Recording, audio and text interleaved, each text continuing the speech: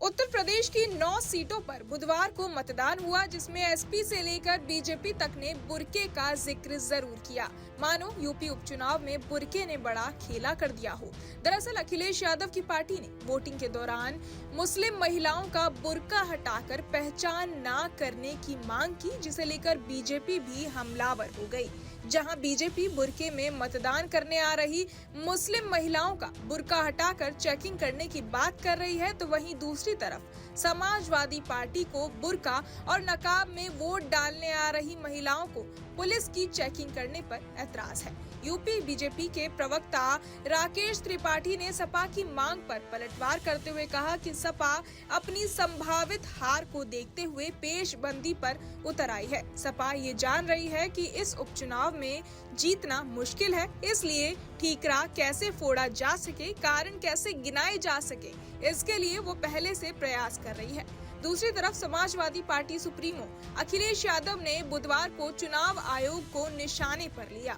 उन्होंने कहा कि लगता है कि चुनाव आयोग की इंद्रियां काम नहीं कर रही हैं, ना उसे दिखाई दे रहा है और ना उसे सुनाई दे रहा है। चलिए आपको सुनाते हैं और क्या बोले अखिलेश यादव। कुंदरकी की विधानसभा, करहेल की विधानसभा, कानपुर की विधानसभा सीसामऊ की और अंबेडकर नगर से लेकर के फूलपुर से लेकर के मिर्जापुर तक की, ये तमाम शिकायतें हम लोग कर चुके हैं।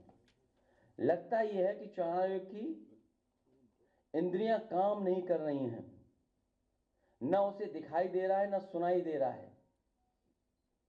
इतनी शिकायतों के बाद लगता है चुनाव आयोग की इंद्रियां काम नहीं कर रही हैं, न उसे दिखाई दे रहा है न सुनाई। बीजेपी ये चुनाव वोट से नहीं खोट से जीतना चाह रही है। भारतीय जनता पार्टी ये उपचुनाव वोट से नहीं खोट से जीतना चाहती है। भाजपा हार के डर से प्रशासन पर बेईमानी करने का दबाव बना रही है।